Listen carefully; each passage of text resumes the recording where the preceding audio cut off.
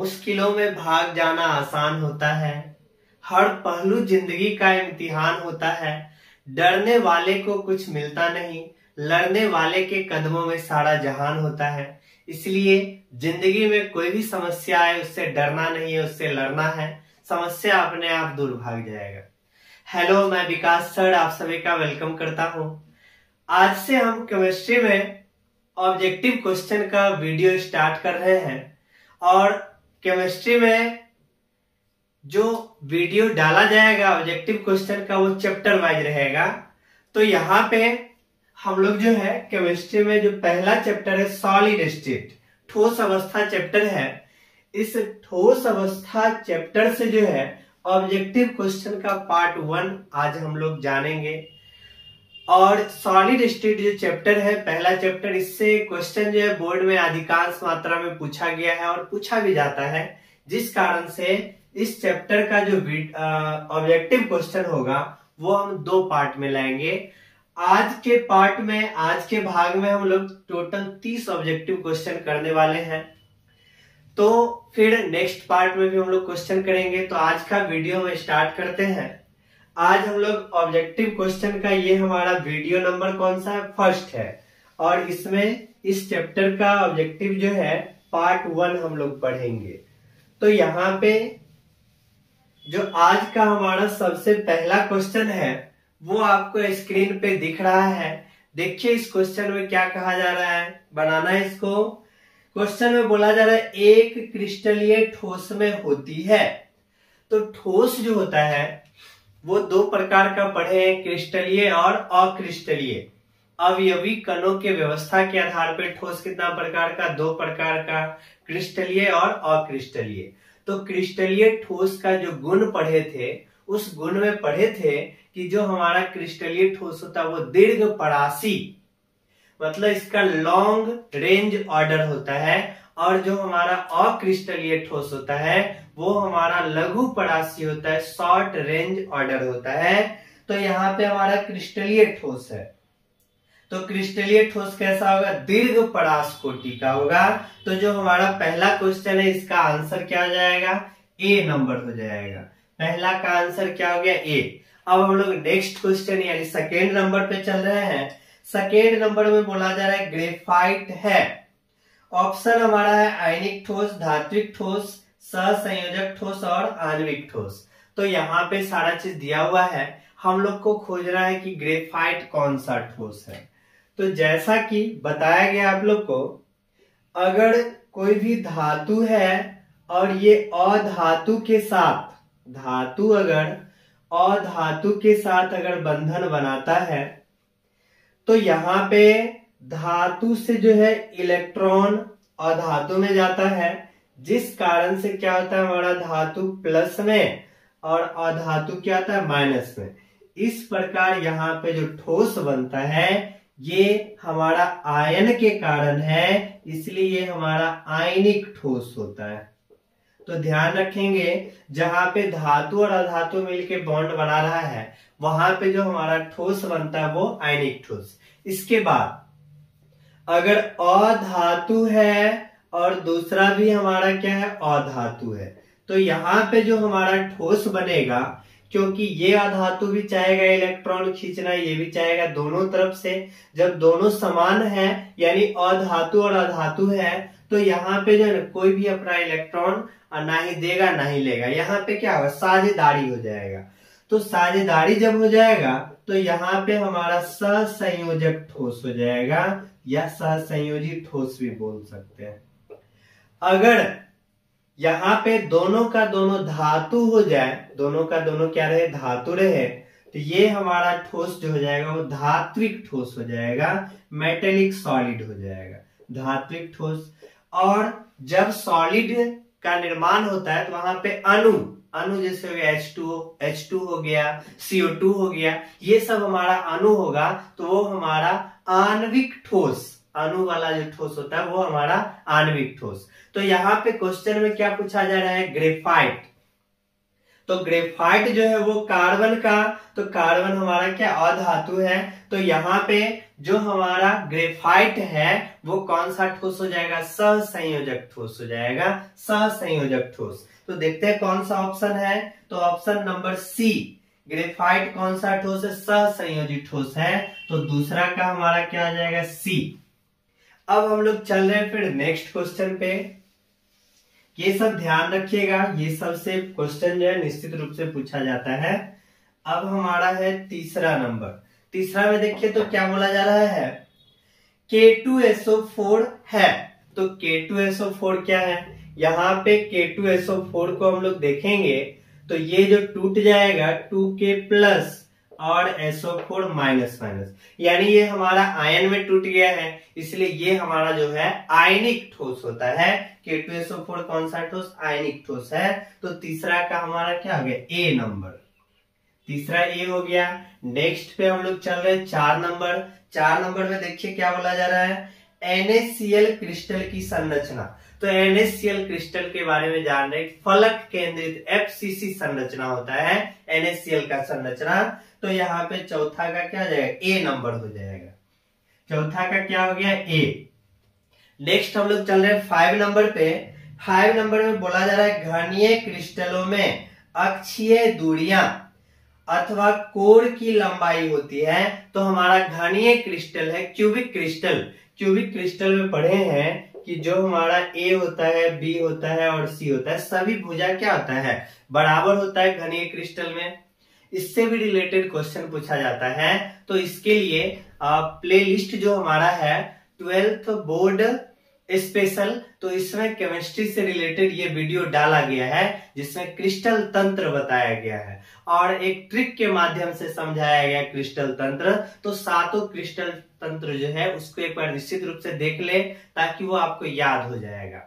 बहुत ही ट्रिकली बताया गया है तो निश्चित रूप से याद हो जाएगा। तो वहां पे जो हमारा घनीय क्रिस्टल है क्यूबिक है वो हमारा क्या है, ए बी और सी सभी भुजा क्या होता है, बराबर होता है। तो देखिए कौन सा ऑप्शन, पांचवा का ए नंबर है, पांचवा का ए। अब हम लोग नेक्स्ट जो है छठा नंबर पे चल रहे हैं। छठा नंबर में बोला जा रहा है FCC एकक कोशिका के कोर की लंबाई ए है, उसके परमाणु की त्रिज्या। तो FCC बोला जा रहा है। तो FCC के लिए जो हमारा रेडियस होता है, रेडियस वो हमारा √2a/4 होता है FCC के लिए। तो यहाँ पे त्रिज्या से भी रिलेटेड इसी प्लेलिस्ट में यानी 12th बोर्ड स्पेशल जो प्लेलिस्ट है इसमें क्रिस्टलीय ठोस, अक्रिस्टलीय ठोस, उसके बाद SCC, FCC, BCC सभी का त्रिज्या, फिर इसके बाद पैकिंग फ्रिक्शन, ये सभी का परसेंटेज जो है एक वीडियो में बताया गया है। वो वीडियो भी आप लोग अच्छे से देख लीजिए तो निश्चित रूप से ये सब क्वेश्चन जो है बहुत आसानी से याद हो जाएगा। तो यहाँ पे हमारा FCC है, तो FCC के त्रिज्या का फॉर्मूला क्या होता है, √2a/4। ये कैसे होता है ये सारा चीज उसमें बताया गया है। तो FCC है तो √2a/4, देखते हैं कौन सा ऑप्शन है। तो हमारा ऑप्शन है बी नंबर। तो छठा का क्या हो गया, बी नंबर हो गया, छठा का बी। अब नेक्स्ट हमारा 7 नंबर है। 7 नंबर में क्या बोला जा रहा है, किसमें प्रति एकक कोशिका परमाणुओं की कुल संख्या 2 है। तो परमाणुओं की कुल संख्या, जैसे हम SCC का बात करेंगे तो SCC में परमाणु जो प्रत्येक कोना पे रहता है, तो टोटल कोना का संख्या 8 है और एक कोना पे 1/8, तो हमारा कुल परमाणु 1 होता है। फिर हमारा FCC है। FCC में प्रत्येक कोना पे भी रहता है और प्रत्येक सतह पर भी रहता है। तो सतह पे एक परमाणु का 1/2 भाग, टोटल सतह का संख्या 6 होता है। तो यहाँ पे हम देखेंगे तो 3 1 4 हमारा होता है। तो इससे रिलेटेड भी सारा चीज समझाया गया है इसी प्लेलिस्ट में है 12th बोर्ड स्पेशल में। तो केमिस्ट्री का जो वीडियो निश्चित रूप से देख लीजिए, कैसे आता है 1/8 ये सारा चीज बताया गया है।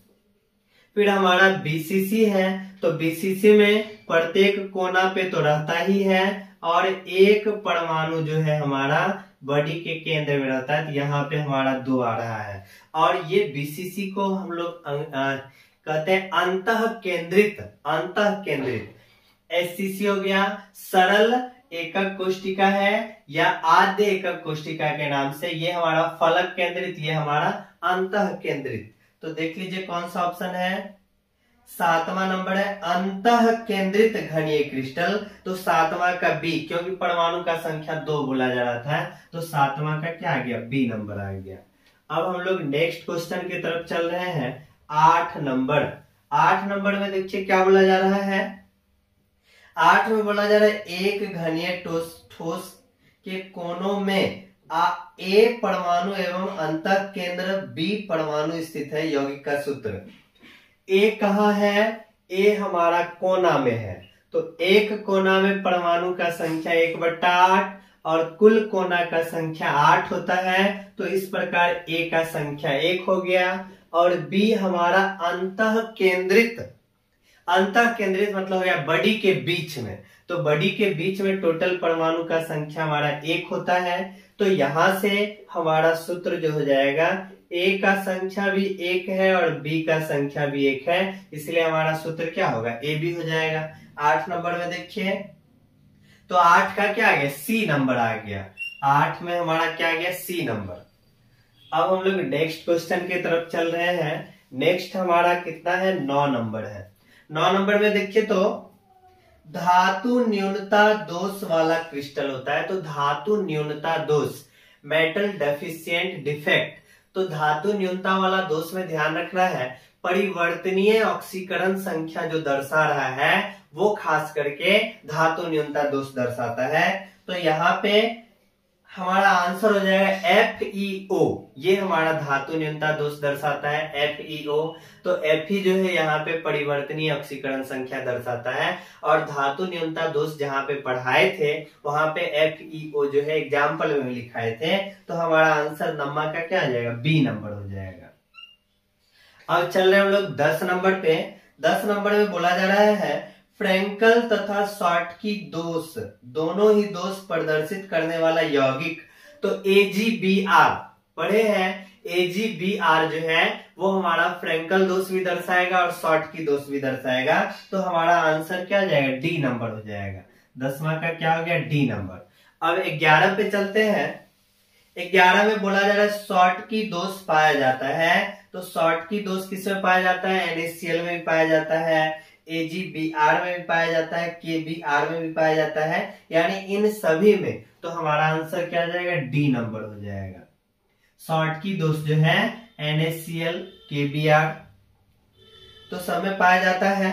अब इसके बाद देखिए हमारा नेक्स्ट कौन सा है, 12 नंबर। 12 नंबर में बोला जा रहा है ठोस के लिए कौन सा कथन असत्य है। इसमें से हम लोग को गलत कथन सेलेक्ट करना है, कौन असत्य है ये बताना है। ठोस का आकार निश्चित होता है, ये बात तो एकदम सही है। ठोस का आयतन निश्चित होता है, ये बात भी सही है। कण केवल कंपन करते रहते हैं, तो ठोस में जो कण होता है वो अपने ही जगह पे कंपन वाइब्रेट करते रहता है, तो ये बात भी हमारा सही है। इसके बाद फिर हमारा है अंतराण्विक बल बहुत दुर्बल, ये बात एकदम गलत है, क्योंकि ठोस में जो अंतराण्विक बल होता है, अवयवी कण काफी सटे रहते हैं, तो अंतराण्विक बल जो है वो काफी मजबूत होता है, प्रबल होता है। यहाँ पे हमारा आंसर क्या आ जाएगा, डी नंबर। असत्य कथन कर रहा है चुनने के लिए, तो असत्य हमारा क्या आ जाएगा, डी। तो 12 का क्या आ गया, डी नंबर। अब हम लोग चल रहे 13 नंबर क्वेश्चन पे। 13 में बोला जा रहा है क्रिस्टलीय ठोस का उदाहरण है, तो क्रिस्टलीय ठोस में NaCl हो गया, KCl हो गया, Na2SO4, ये सभी आ जाएगा। क्रिस्टलीय ठोस में ध्यान रखिएगा, खास करके जो भी फॉर्मूला वाला आता है वो सब हर हाल में क्रिस्टलीय ठोस होता ही है, जैसे NaCl, KCl, KBr, NaBr जो भी हो, ये सब हमारा ठोस के अंतर्गत, K2SO4 ये सब हमारा ठोस के अंतर्गत, और ठोस में कौन सा आ जाएगा, क्रिस्टलीय ठोस हो जाता है। तो यहाँ पे 13 का क्या आ जाएगा, डी नंबर हो जाएगा। ये सब का सब हमारा क्रिस्टलीय ठोस है, डी नंबर। अब हम लोग चल रहे नेक्स्ट 14 नंबर क्वेश्चन पे। 14 नंबर क्वेश्चन में बोला जा रहा है क्रिस्टलीय ठोसों का गुणधर्म नहीं है। यहाँ पे जो ऑप्शन है इसमें कौन सा ऐसा गुणधर्म है जो क्रिस्टलीय ठोस का नहीं है, उसको सेलेक्ट करना है। क्रिस्टलीय ठोस में पढ़े थे कि क्रिस्टलीय ठोस हमारा विषमदैशिकता दर्शाता है और अक्रिस्टलीय क्या दर्शाएगा, समदैशिकता। तो विषमदैशिकता क्रिस्टलीय ठोस तो दर्शाता ही है। तीक्ष्ण गलनांक, तो क्रिस्टलीय ठोस जो है तीक्ष्ण गलनांक वाला होता है। बी नंबर ऑप्शन क्या है, तीक्ष्ण गलनांक। तीक्ष्ण गलनांक मतलब हो गया कि जो हमारा क्रिस्टलीय ठोस होता है उसका गलनांक एकदम शार्प।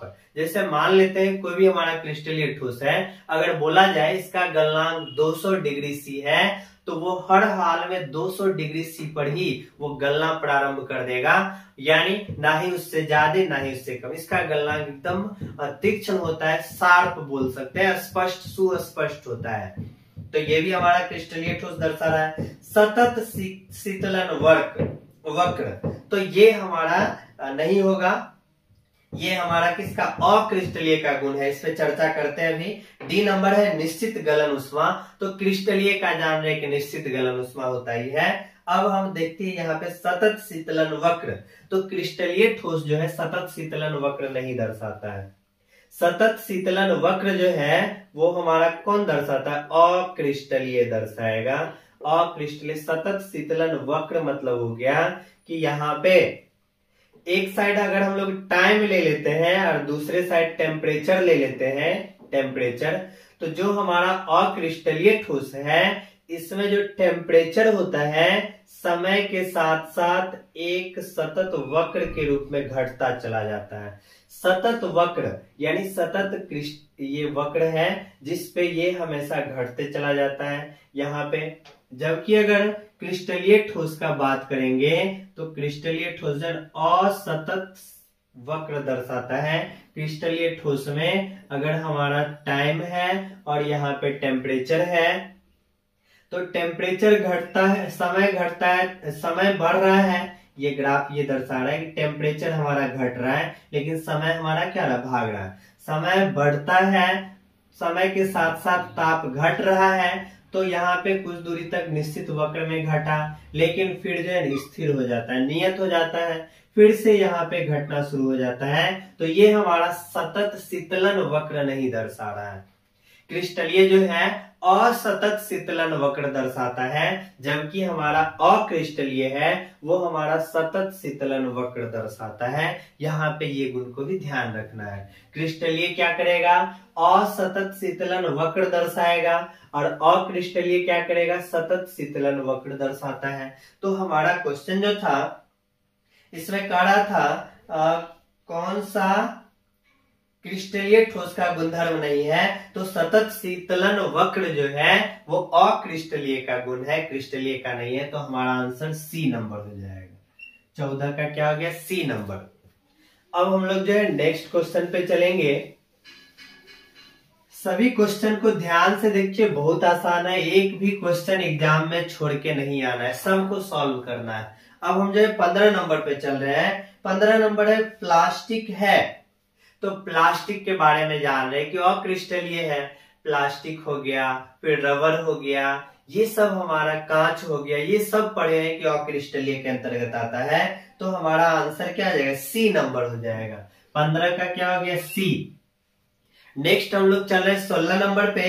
16 में देखिए निम्न में किसका गलनांक उच्च होता है, तो सबसे ज्यादा गलनांक किसका होता है, आयनिक ठोस का गलनांक क्या होगा, उच्च होगा। तो हमारा आंसर क्या आ जाएगा, सी नंबर। 16 का क्या हो गया, सी। आयनिक ठोस का गलनांक जो होता है उच्च होता है, ध्यान रखना है। अब चलेंगे हम लोग नेक्स्ट 17 नंबर पे।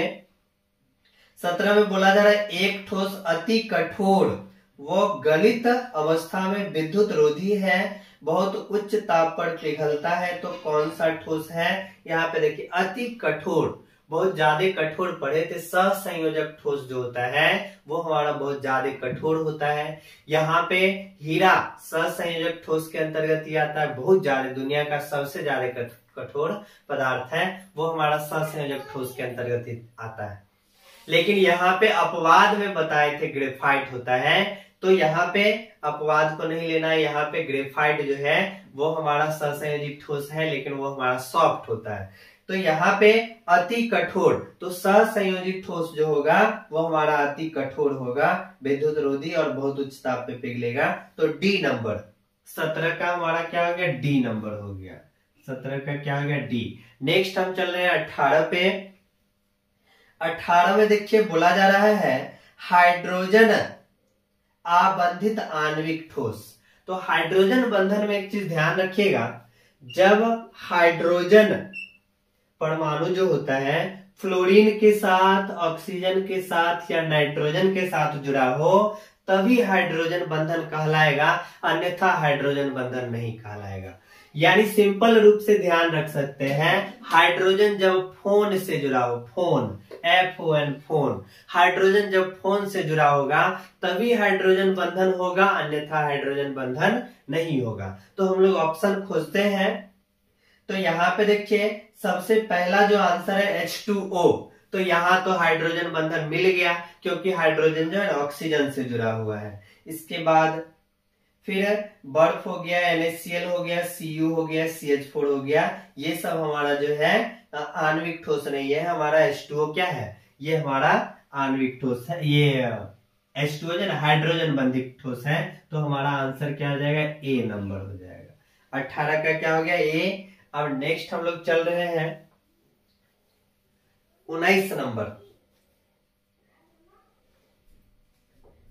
19 नंबर में बोला जा रहा है कौन से ठोस विद्युत चालक आघात वर्धनीय व तन्य होते हैं। तो धातु के बारे में पढ़े हैं, धातु जो हमारा होता है आघात वर्धनीय, तन्य, विद्युत का चालक, ये सब हमारा धातु होता है। तो धात्विक हो जाएगा। तो 19 का क्या हो गया, सी नंबर हो गया।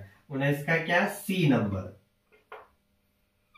नेक्स्ट हमारा 20 नंबर। 20 नंबर में देखिए तो क्या बोला जा रहा है, एकक कोष्टिका के पैरामीटर होते हैं। तो एकक कोष्टिका जो क्रिस्टलीय सिस्टम है उसका पैरामीटर ABC, जिसके द्वारा अक्षीय दूरी यानी डिस्टेंस, और alpha beta gamma axial angle अक्षीय कोण, ये सब मापा जाता है।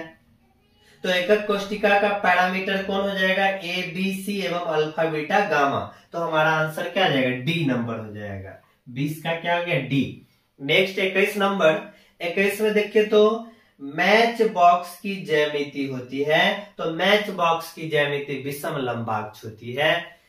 ये भी आप लोग को बताए हैं कि क्रिस्टल तंत्र बताए हैं, 7 क्रिस्टल तंत्र समझाए एकदम ट्रिक के आधार पे, ट्रिक से। तो उस वीडियो को जरूर देख लीजिए, तो इस टाइप का क्वेश्चन कभी नहीं छूटेगा। तो विषम लंबाक्ष हो जाएगा मैच बॉक्स। 21 का क्या आ जाएगा, सी नंबर। नेक्स्ट हम लोग 22 नंबर पे चल रहे हैं। 22 नंबर में बोला जा रहा है A does not equal B does not equal C, alpha beta gamma कोई भी इक्वल नहीं है। तो ये हमारा हो जाता है त्रिनताक्ष, यानी हमारा आंसर क्या आ जाएगा, बी नंबर हो जाएगा। त्रिनताक्ष यानी बी नंबर। तो ये भी क्रिस्टल तंत्र को समझेंगे तो निश्चित रूप से आ जाएगा, कहीं से कोई दिक्कत नहीं होगा। 22 का बी हो गया। अब 23 नंबर में देखिए ब्रेवेज जालकों की कुल संख्या। तो ब्रेवेज जालकों की कुल संख्या कितना होता है, 14 होता है। ये भी क्रिस्टल तंत्र में बताया गया है। तो इसका सी नंबर हो जाएगा। 23 का क्या हो गया, सी। क्रिस्टल तंत्र में सारा चीज बताया गया है। अब जो है हमारा 24 नंबर। 24 नंबर क्वेश्चन है, फलक केंद्रित घनीय संरचना में प्रत्येक गोलों के लिए अष्टफलकीय छिद्रों की संख्या होगी। प्रत्येक गोला बोला जा रहा है। तो यहाँ पे ध्यान रखना है, गोला का संख्या अगर n होता है, गोला का संख्या n होगा तो अष्टफलकीय छिद्र जो हो जाएगा वो भी हमारा कितना हो जाएगा, n हो जाएगा। और फिर चतुष्फलकीय छिद्र अगर पूछा जाए, चतुष्फलकीय छिद्र पूछा जाए तो ये हमारा जो है ना 2n हो जाएगा, 2n हो जाएगा, दुगुना हो जाएगा। तो यहाँ पे क्वेश्चन क्या पूछा जा रहा है, क्वेश्चन में बोला जा रहा है प्रत्येक गोला के लिए, यानी एक गोला के लिए अष्टफलकीय छिद्रों की संख्या कितना हो जाएगा, 1 हो जाएगा। आंसर क्या आ जाएगा, डी नंबर। तो 24 का क्या हो गया, डी। अब हम लोग चल रहे हैं नेक्स्ट 25 नंबर क्वेश्चन पे। देखिए तो 25 नंबर क्वेश्चन में क्या बोला जा रहा है 25 नंबर क्वेश्चन में कहा जा रहा है एफसीसी संरचना में ए परमाणु कोनों पर बी परमाणु फलक केंद्र पर स्थित है। यदि बी का एक परमाणु किसी एक फलक से हटा लिया जाए तो यौगिक का सूत्र पूछा जा रहा है। बहुत आसान क्वेश्चन है। यहाँ पे देखिए ए जो परमाणु है प्रत्येक कोना पे, एक कोना पे परमाणु का कितना हिस्सा 1/8 और कुल कोना का संख्या 8 है, तो ए का संख्या हमको निकल गया 1।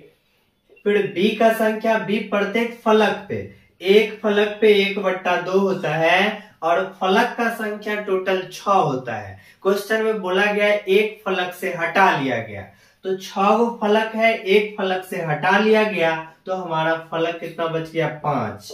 तो यहाँ पे कितना आ गया 5/2।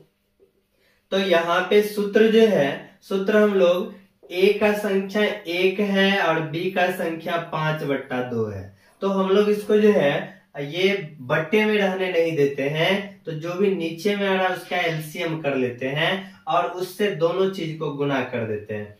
यहाँ 1 है तो 1/1, 1 और 2 का यहाँ पे 2 हो जाएगा। 2 से जो ना दोनों में गुना करना है, 2 से जब इसमें गुना करेंगे तो 2 हो गया। अब जब इसमें 2 से गुना करेंगे तो 5/2 गुना 2, 2 में 2 कट जाएगा तो 5 बचेगा। इस तरह से हमारा सूत्र क्या हो गया A2B5। देखते हैं कौन सा ऑप्शन है। तो यहाँ पे 25 का D number, A2B5 D number हो गया, तो 25 का हमारा आंसर क्या आ जाएगा डी नंबर। नेक्स्ट हम लोग 26 नंबर पे, 26 में बोला जा रहा है, इसको पहले मिटा देते हैं।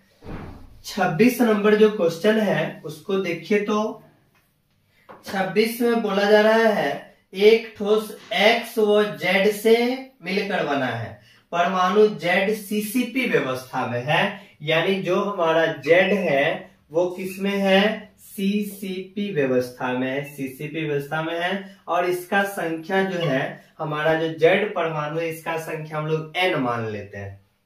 इसके बाद कहा जा रहा है जबकि परमाणु X सभी चतुष्फलकीय रिक्ति से घिरे हुए हैं, तो यौगिक का सूत्र जो हमारा X है ये हमारा चतुष्फलकीय रिक्ति से घिरा हुआ है, चतुष्फलकीय रिक्ति से घिरा हुआ है। तो यहाँ पे हम लोग को पता है चतुष्फलकीय रिक्ति कितना हो जाता है 2n हो जाता है। तो यहाँ पे हमको सूत्र पूछा जा रहा है, तो सूत्र जो पूछा जा रहा है x अनुपात y, ये देखिए तो x के जगह कितना है 2n है और y ये z न है, यहाँ पे z है तो z के जगह कितना है n है, तो यहाँ से n हमारा हट जाएगा तो x का संख्या 2 हो जाएगा और z का संख्या 1 हो जाएगा। तो जो हमारा सूत्र हो जाएगा x2 और z, यही हमारा सूत्र हो जाएगा x2z। तो खोजते हैं कौन सा ऑप्शन, तो ऑप्शन हमारा यहाँ पे सी नंबर आ रहा है, तो 26 का क्या हो जाएगा सी नंबर हो जाएगा, 26 के सी में x2z। अब हम लोग चलेंगे नेक्स्ट क्वेश्चन, 26 का सी हो गया। नेक्स्ट क्वेश्चन हमारा 27 नंबर है, इसको मिटा देते हैं। 27 नंबर, 27 में देखिए तो क्या कहा जा रहा है।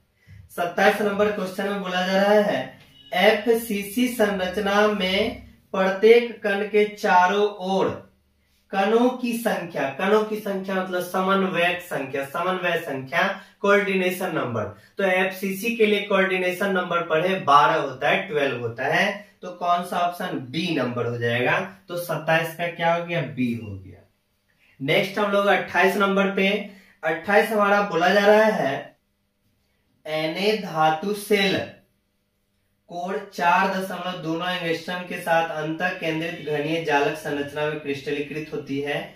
Na परमाणु की त्रिज्या पूछा जा रहा है। तो यहाँ पे जो हमारा कोण का लंबाई है, कोण का लंबाई देखिए कितना 4.2 एंगस्ट्रॉम है, 4.2 एंगस्ट्रॉम है। और कैसा क्रिस्टल हमारा बीसीसी है, तो बीसीसी के लिए पढ़े हैं त्रिज्या जो होता है √3a/4 होता है। √3 का मान पता है 1.732/4 और a का मान हमारा कितना है 4.2 एंगस्ट्रॉम है। अगर यहाँ पे आप गुना भाग करते हैं तो गुना भाग करने के बाद आंसर आपको आ जाएगा 1.8 857 और ये हमारा एंगस्ट्रम है। एंगस्ट्रम मतलब होता है 10 के पावर -10 मीटर होता है, 10 के पावर -10 मीटर। तो यहाँ पे देखिए आंसर लेकिन हमारा सेंटीमीटर में है, तो सेंटीमीटर में इसको, तो सेंटीमीटर में हमारा कितना हो जाएगा 10 के पावर -8 सेंटीमीटर ये हो जाएगा। तो देखिए हमारा आंसर जो है ए नंबर है। तो 1.857 गुना 10 के पावर -8 सेंटीमीटर, तो हमारा 28 का क्या आ जाएगा ए नंबर हो जाएगा। नेक्स्ट हम लोग चल रहे हैं। नेक्स्ट हमारा जो है 29 नंबर है। 29 नंबर में बोला जा रहा है 1 ग्राम NaCl के घनीय क्रिस्टल में कितने इकाई सेल उपस्थित होंगे। 1 ग्राम NaCl में NaCl के बारे में हम लोग को पता है फलक केंद्रित FCC संरचना होता है NaCl। तो यहाँ पे 1 ग्राम है, तो सबसे पहले हम लोग परमाणु की संख्या निकाल लेते हैं। परमाणु की संख्या जाएगा, दिया गया द्रव्यमान कितना है 1 ग्राम बट्टा यहाँ पे आणविक द्रव्यमान NaCl है, तो NaCl में यहाँ पे 23 हो जाएगा प्लस यहाँ पे 35.5 जोड़ देंगे तो 58.5 और गुना में आ जाता है 6.022 गुना 10 के पावर 23। ये हमारा हो जाता है परमाणु की संख्या।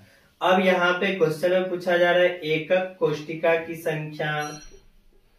एकक कोष्टिका की संख्या जो है हम लोग को पता है FCC में 4 परमाणु मतलब एगो एकक कोष्टिका, 4 परमाणु मतलब एक एकक कोष्टिका। तो यहाँ पे जितना परमाणु है इसमें अगर 4 से भाग लगा देते हैं तो हमको हर हाल में एकक कोष्टिका की संख्या का पता चल जाएगा। तो 6.022 गुना 10 के पावर 23 बट्टा में 58.5 यहाँ पे 4 से भाग लगा दिए तो हर हाल में हम लोग को किसका संख्या पता चल जाएगा, तो एकक कोष्टिका का संख्या पता चल जाएगा। तो यहाँ पे भाग लगा के देखिएगा हमारा आंसर जो है 2.57 गुना 10 के पावर 21 यानी 2.57 गुना 10 के पावर 21 इतना एकक कोष्टिका, यानी आंसर हमारा ए आएगा। यहाँ पे भाग लगा सकते हैं। अब हम लोग चल रहे हैं next 30 number question. 30 number question में बोला है NaCl में Na+ आयन की समन्वय संख्या। तो NaCl में Na+ का जान रहे 6 होता है, तो हमारा आंसर क्या आ जाएगा ए नंबर हो जाएगा। 30 का क्या हो गया ए। तो इस तरह से हम लोग का सॉलिड स्टेट जो चैप्टर है ऑब्जेक्टिव क्वेश्चन का पार्ट 1 जो है वो हमारा एंड हुआ। फिर नेक्स्ट वीडियो में हम लोग पार्ट 2 लेके आएंगे सॉलिड स्टेट चैप्टर का ही, क्योंकि ये चैप्टर जो है ऑब्जेक्टिव क्वेश्चन के दृष्टिकोण से काफी इंपॉर्टेंट चैप्टर है। इस चैप्टर से हर हाल में निश्चित पूछा जाता है। तो फिर मिलते हैं नेक्स्ट क्लास में।